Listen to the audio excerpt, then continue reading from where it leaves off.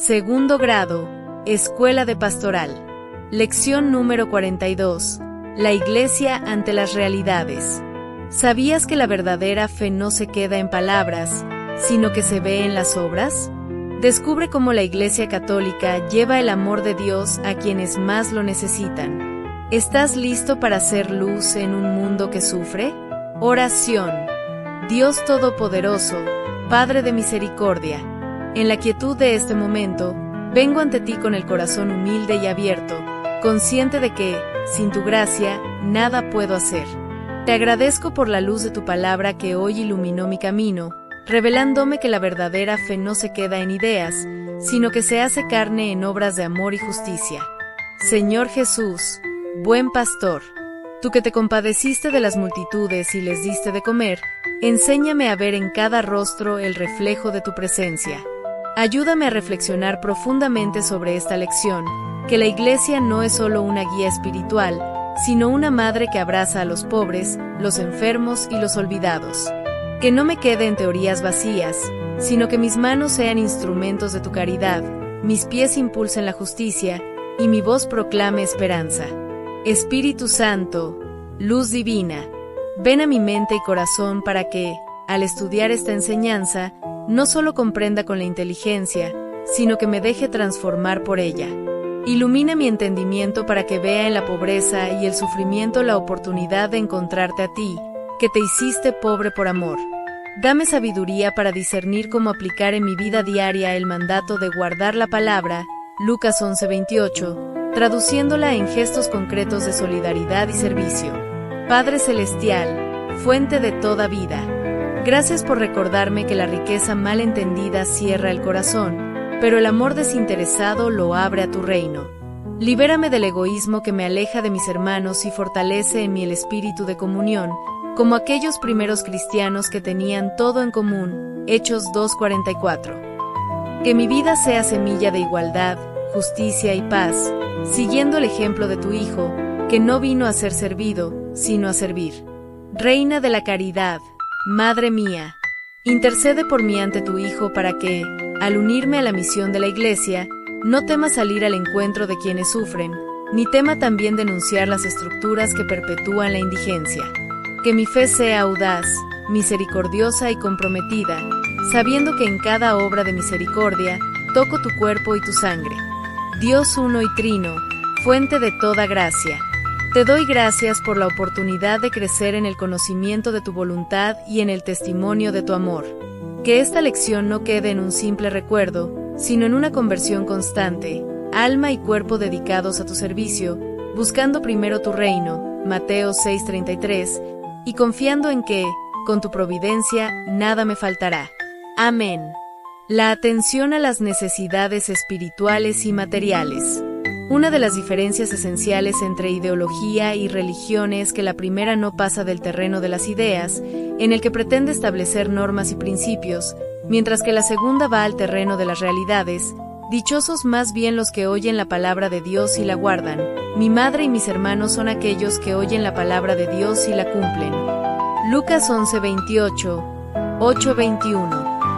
Aquí, por guardar hemos de entender la actitud de quien, después de escuchar la palabra, la recoge, la conserva y la aplica a la vida práctica, donde ella encuentra terreno para dar fruto. De aquí que las ideologías sean buenas mientras no lleguen a las realidades de la vida, donde encuentran un sinnúmero de escollos en su aplicación. Ahí se prueban y conocen efectivamente, y ahí es donde muchas de ellas han fracasado al demostrar que no eran más que bellas ilusiones. Y es que el corazón humano no es una máquina que, fría y mecánicamente, responda a principios rígidos. Precisamente, aquellos detentadores de la autoridad por la fuerza, que pretenden hacer efectiva la ideología, tienen que valerse de la imposición para que, convirtiendo al hombre en máquina, mecánicamente, la ideología funcione.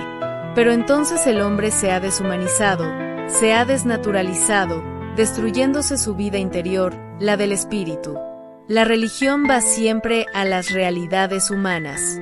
Particularmente, la religión cristiana vive la realidad de la vida y la esencia del hombre, ya que toma al hombre tal cual es y, al relacionarlo con la divinidad, lo coloca en posición de poder conseguir su plena realización, aquella para la que fue creado, según dice San Agustín: Señor, nos creaste para ti, e inquieto estará nuestro corazón hasta que descanse en ti. La Iglesia ante las realidades del mundo. Una sola es la misión de la Iglesia en el mundo: la salvación de los hombres, su santificación. Para ello debe transformarlos en hijos de Dios. Sin embargo, no siendo el hombre un ser simple, sino complejo, la labor que la Iglesia ha de desempeñar también se convierte en compleja al tener que tomar al hombre todo, alma y cuerpo, para atenderlo en todas sus necesidades. Sí, pero sin perder de vista que la misión de ella trasciende la vida terrena para adentrarse en la eternidad, para cuya felicidad el hombre fue creado. Por esto, los cristianos, que son la Iglesia misma ante el mundo, han de predicar antes con el ejemplo que con la palabra, según lo que enseña el Divino Maestro: brille así vuestra luz delante de los hombres, para que vean vuestras buenas obras y glorifiquen a vuestro Padre que está en los cielos. Mateo 5:16. Este testimonio debe tener una aplicación concreta en la caridad al prójimo, a fin de que, queriendo agradar a Dios, no corramos el riesgo de perdernos en la búsqueda de un Dios invisible a nuestros ojos. Si alguno dice, amo a Dios, y aborrece a su hermano, es un mentiroso, pues quien no ama a su hermano a quien ve, no puede amar a Dios a quien no ve. 1 Juan 4:20. Y la caridad, el amor al prójimo, a su vez tiene su expresión más concreta en la atención a sus necesidades. Si alguno posee bienes de la tierra, ve a su hermano padecer necesidad y le cierra su corazón, ¿cómo puede permanecer en él el amor de Dios? 1 Juan 3:17. He aquí por qué, desde los apóstoles, la Iglesia siempre se ocupó de las necesidades materiales del hombre. El hambre constituye un problema que ha existido siempre, pero que, sea por el aumento rápido de la población en el mundo, sea porque los hombres se ocupan más de otras producciones que de la elemental de producir alimentos, sea porque los bienes se encuentran mal distribuidos, este problema del hambre hoy es mucho más agudo que en ninguna otra época. Lo que constituye una ironía para esta humanidad ensoberbecida por la ciencia y la técnica, por cuyos avances parece que el hombre lo ha dominado todo.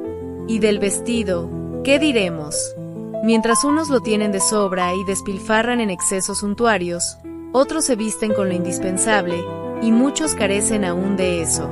Es fácil comprobar los extremos que existen, sobre todo cuando se trata de las grandes ciudades, que en materia de habitación se dan extremos inconcebibles a cortísimas distancias, pues casi se rozan los grandes palacetes con ínfimas viviendas. Es verdad que en materia de salud la seguridad social ha avanzado mucho, pero no todos están asegurados, y aún los asegurados muchas veces son insatisfechos en el ramo hospitalario. Muchísimos son los que padecen enfermedades incurables, los desahuciados a quienes parece que la sociedad se ha cansado de atender, que se debaten en vida olvidados como si ya estuvieran muertos.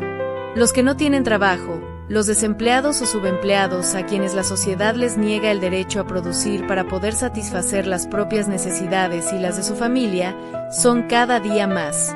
Frente a tanta indigencia, muchas veces los cristianos nos cruzamos de manos pensando que al Estado le toca atender tanta necesidad, sin querer fijarnos que el Estado es nadie y somos todos, todos para merecer atención, nadie para afrontar la responsabilidad que es común a esos todos, entre los que me cuento yo. Yo, como ciudadano, pero más aún como cristiano, como miembro del cuerpo místico de un Cristo que dice, en verdad os digo que cuanto hicisteis a uno de estos hermanos míos más pequeños, a mí me lo hicisteis. Apartaos de mí, malditos, al fuego eterno, preparado para el diablo y sus ángeles. Porque tuve hambre, y no me disteis de comer, tuve sed, y no me disteis de beber, era forastero, y no me acogisteis, estaba desnudo, y no me vestisteis, enfermo y en la cárcel, y no me visitasteis. Mateo 25, 39-43. La doctrina social de los apóstoles. Los enemigos de la Iglesia con frecuencia la atacan como inútil en el campo de la cooperación social. Los ricos de este mundo se conforman acaso con la cooperación material de un poco de sus sobrantes, y por ello se sienten católicos cumplidos. Veamos cuál es la doctrina de los apóstoles, para que entendamos de una vez que quienes no obran según ellos de ninguna manera son presencia de la Iglesia, sean de la jerarquía o del laicado. ¿De qué sirve, hermanos míos, que alguien diga, tengo fe, si no tiene obras? ¿Acaso podrá salvarle la fe?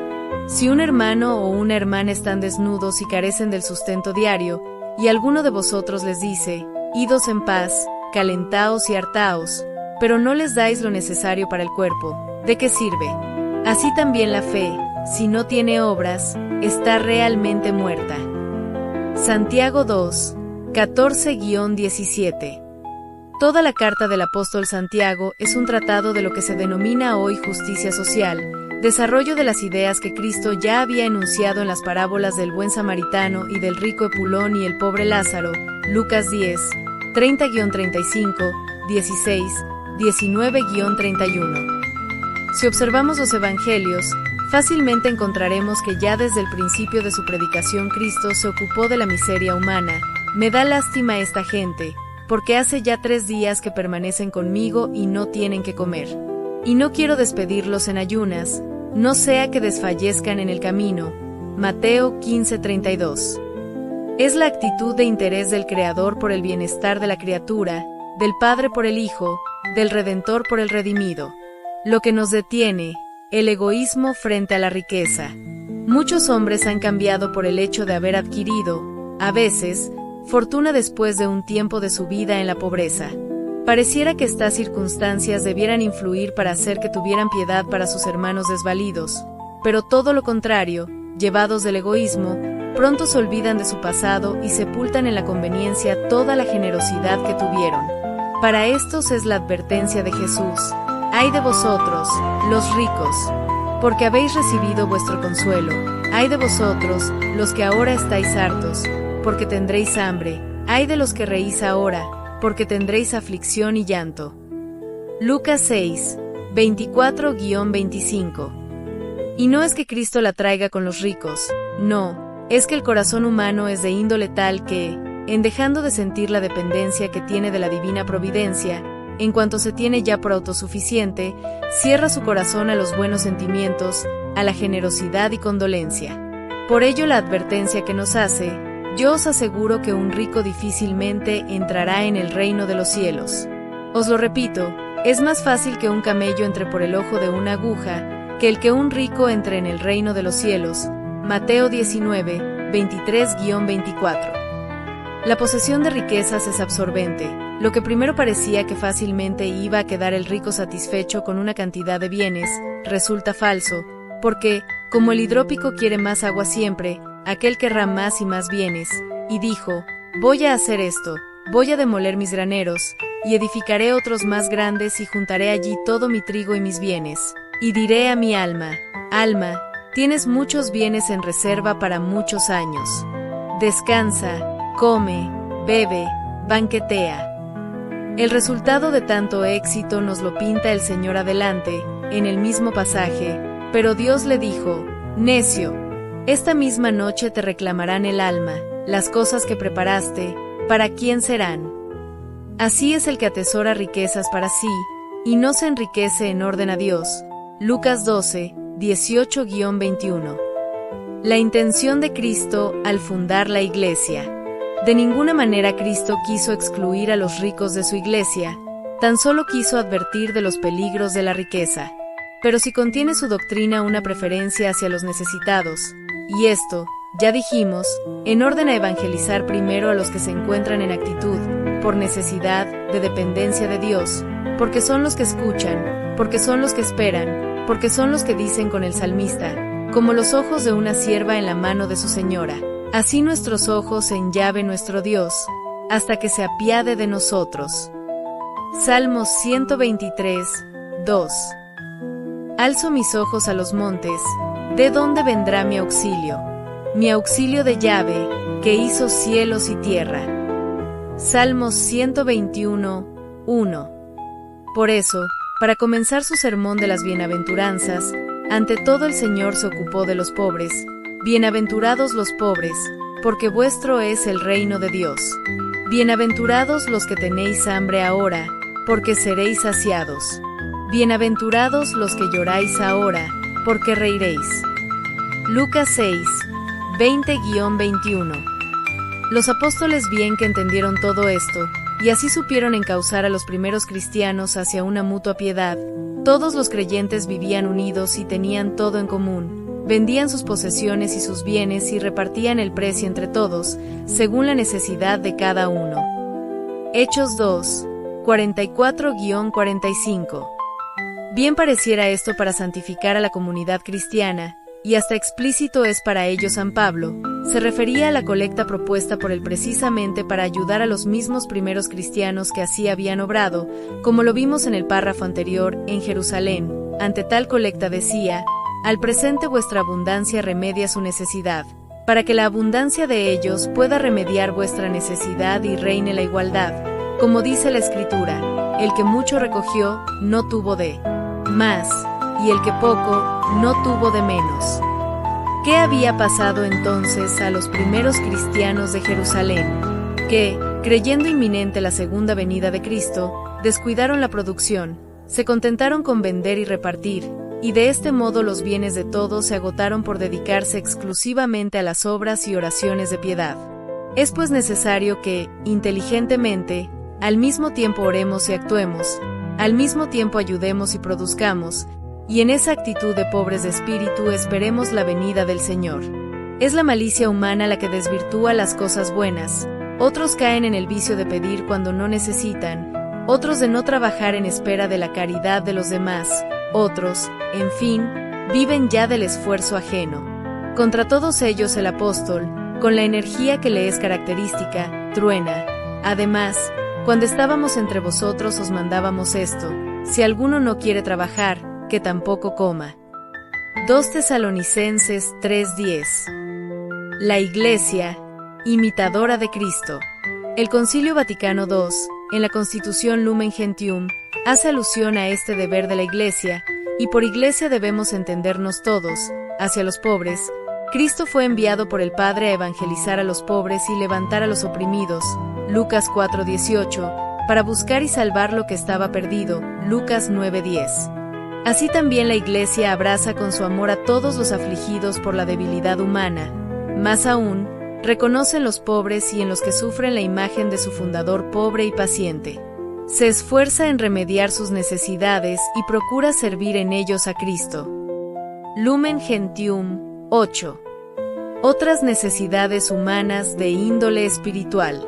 Ya hemos dicho que la función esencial de la Iglesia es hacer que se produzca la salvación de los hombres, y todo lo demás ha de ser en ella en orden a esto. Incluso esa atención al pobre. De este modo, no hemos de parar en remediar sus males temporales, sino que al tiempo de satisfacer su miseria, no perder de vista acercarlo a Dios por medio de la oración y los sacramentos. De este modo, llevándole con dulzura y suavidad, completaremos nuestra misión salvífica en ellos, como en todos los católicos. Pero si la Iglesia tiene la misión de salvar a todos sus miembros, esta obligación salvífica no se limita a eso. Existen también otros hombres que, sin ser católicos, creen en Cristo y tratan de imitarle, si bien es verdad que este conocimiento y esta imitación no son del todo los queridos por el Señor. También estos son cristianos y también han de ser objeto de preocupación de salvación de la Iglesia, conforme al deseo de Jesús. También tengo otras ovejas, que no son de este redil. También a esas tengo que llevarlas y escucharán mi voz. Habrá un solo rebaño y un solo pastor. Juan 10:16. Los cristianos no católicos son: 1. Los herejes, herejía del griego airesis igual a elección, el acto por el cual uno se decide por algo, decisión, son los que aceptan la doctrina errónea de un autor, a quien se denomina hereje. Los herejes pueden sostener en sus creencias un error o varios errores, o derivar falsas conclusiones de ellos, más y más alejados de la doctrina y del magisterio de la Iglesia. Desde luego, la inmensa mayoría de los herejes se encuentran en situación de buena fe en el error, y como nosotros, aman y creen en Cristo, de quien esperan su salvación. Nuestra obligación consiste en este caso en ayudarles a encontrar la verdadera fe, sea dialogando con ellos si somos capaces por nuestros conocimientos y la firmeza de nuestra convicción, pero mucho mejor y sin peligro de ser por ellos confundidos y arrastrados al error, si los ponemos en contacto con quien más sabe y puede servirles. 2. Los cismáticos, cisma del griego esquisma igual a división, son los que voluntariamente se han separado de la Iglesia Católica, principalmente negando obediencia a la autoridad del Papa, sometiéndose a otra autoridad, la de un patriarca u obispo. Originalmente no son herejes, pero fácilmente caen en herejía por negarse a reconocer alguna verdad de fe, por ejemplo la infalibilidad pontificia. También ellos son preocupación de la Iglesia, cristianos que deben encontrar la vuelta al único redil bajo la verdadera y única autoridad constituida por Cristo. 3. Los apóstatas, del griego apostasía igual a abandono, son los cristianos que abandonan el cristianismo para abrazar otra religión no cristiana. Estos se encuentran ya más lejos de la fe y su vuelta al redil es más difícil, puesto que aún niegan a Cristo. Por su mayor alejamiento, constituyen mayor preocupación para la Iglesia. Todos ellos hoy son conocidos con el nombre de hermanos separados, en virtud de que por el bautismo no pueden dejar de ser cristianos, aún los apóstatas, y así nos habla Lumen Gentium. La Iglesia se reconoce unida por muchas razones con quienes, estando bautizados, se honran con el nombre de cristianos, pero no profesan la fe en su totalidad o no guardan la unidad de comunión bajo el sucesor de Pedro. Lumen Gentium 15. No para aquí la responsabilidad de la Iglesia, la que llega a todos los hombres, conforme al mandato de su fundador, id, pues, y haced discípulos a todas las gentes. De este modo, la preocupación salvífica de la Iglesia debe atender a todos, sí, pero de manera conveniente habrá que fijarse en la disponibilidad de cada uno para aceptar la palabra, como sigue. En primer lugar, tenemos a aquellos que, sin creer en Jesucristo y sin aceptar su doctrina, creen en el único Dios, creador del cielo y de la tierra, igual que nosotros, desconociendo los misterios de su Trinidad y su unidad, y aceptan la observancia de los 10 mandamientos del Decálogo. Estos son los que profesan, a semejanza de la nuestra, las religiones monoteístas, del griego monos y sious igual a uno y Dios, el judaísmo o religión de Moisés o mosaica, y el Islam, del árabe muslim igual a sumisión, llamado también mahometismo, nombre derivado de su fundador profeta Mahomed ibn Abdallah, conocido comúnmente como Mahoma. La primera de estas religiones, ya lo sabemos, es la del Antiguo Testamento y sus seguidores, los judíos, que no aceptaron a Jesús de Nazaret como Mesías, permaneciendo fieles a la antigua religión de Moisés. La segunda es un raro compuesto que sincretizó Mahoma de las religiones arábigas antiguas, la Sabea, secta judeocristiana del antiguo reino de Sabá, judaísmo y cristianismo. Desde luego, la Iglesia ve en el judaísmo una relación estrecha y partícipe de la fuente común del Antiguo Testamento. La liga con el Islam la tradición de una misma fe en Abraham. Los creyentes del judaísmo se tienen por descendientes de Abraham como descendencia de Isaac, el hijo de la promesa. Los creyentes del Islam se tienen por descendientes de Abraham como descendencia de Ismael, el hijo de la esclava Agar. Más alejados se encuentran, dice el Vaticano II, los que en imágenes y sombras buscan al Dios desconocido. Se refiere a todos aquellos que, de alguna forma, creen en una o más divinidades, a veces de maneras monstruosas y fabricaciones imaginarias, animales y plantas. De todos modos, son hombres deseosos de relacionarse a su modo con la divinidad, puesto que todos reciben de Dios la vida, la inspiración y todas las cosas, Lumen Gentium 16, con el fin de que buscasen a Dios, para ver si a tientas le buscaban y le hallaban, por más que no se encuentra lejos de cada uno de nosotros, Hechos 17:27. Siguen después todos los que, sin llegar a un conocimiento expreso de Dios sin culpa suya, se esfuerzan en llevar una vida recta, no sin la gracia de Dios. ¿Cuánto hay de bueno y verdadero entre ellos? La Iglesia lo juzga como una preparación del Evangelio y otorgado por quien ilumina a todos los hombres para que al fin tengan vida, Lumen Gentium 16. Jamás podrá olvidarse la Iglesia aún de los que, engañados por el maligno, se envilecieron con sus fantasías y trocaron la verdad de Dios en mentira, Romanos 1:21 y 25. La Iglesia frente a la incredulidad. Como negatividad de toda clase de religión encontramos: 1. El panteísmo, sistema filosófico que supone a la divinidad integrada por la creación toda, con lo que se le despersonifica, se confunde al autor con su obra y se diluye la idea de Dios en un sinnúmero de conceptos. 2. El deísmo, sistema filosófico en que se admite la existencia y la obra de Dios, pero se niega su revelación. Es consecuencia del racionalismo. De este modo, se piensa que Dios autor no se ocupa de su obra, negando su providencia, su redención y su remuneración, así como su relación con la criatura inteligente. 3. El ateísmo, filosofía que niega de plano la existencia de Dios, y por tanto la necesidad de una religión. Considera y justifica su hipótesis en una serie de conceptos cosmogónicos en que la creación toda dependió para su existencia de un algo designado con el nombre ambiguo de naturaleza. Existe un ateísmo práctico en que el hombre, sin negar de palabra la existencia de Dios, vive tal como si Dios no existiera, de espaldas a sus preceptos, ajeno a toda forma de religión, dentro de una escala de moral que va desde el que vive conforme a una moral estricta hasta el que se da toda licencia. 4. Materialismo.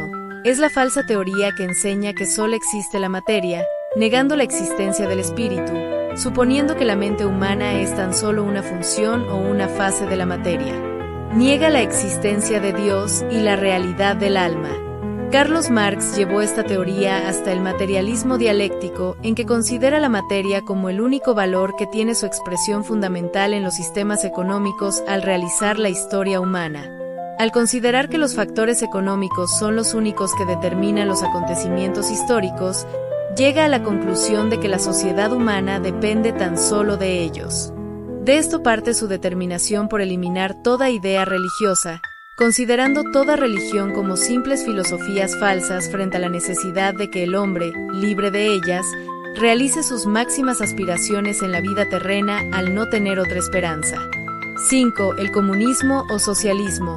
Es la aplicación del materialismo en el campo de la realidad, pero hasta ahora solo ha demostrado a qué punto puede llegarse cuando este sistema filosófico se aplica en el campo de la política para convertir al hombre en instrumento de explotación, hundiéndose en la desesperación y la esclavitud al quedar imposibilitado de llegar a su divino destino. Frente a todas estas posiciones y modos de pensar, la Iglesia va por la historia tratando de cumplir su misión salvífica, predicando la única solución posible en la nueva buena del Evangelio. Segundo grado, Escuela de Pastoral. Cuestionario. Tarea de la lección número 42. La Iglesia ante las realidades. 1. ¿En qué forma es útil en el apostolado que nos ocupemos de las necesidades materiales, a fin de conseguir el bien espiritual de nuestros prójimos más pobres? En el apostolado, es útil ocuparse de las necesidades materiales de nuestros prójimos más pobres de varias formas. Testimonio de amor y preocupación. Al atender sus necesidades materiales básicas, mostramos un amor práctico y concreto que puede abrir sus corazones al mensaje espiritual que compartimos. Credibilidad del mensaje. Al satisfacer sus necesidades materiales, ganamos credibilidad moral y autoridad para hablarles sobre el amor de Dios y el Evangelio. Nos volvemos más accesibles y relevantes en sus vidas. De acceso a la comunidad, ayudando en sus necesidades materiales, podemos integrarnos mejor en sus comunidades y ganar su confianza, lo que facilita el compartir el mensaje espiritual y la formación en la fe.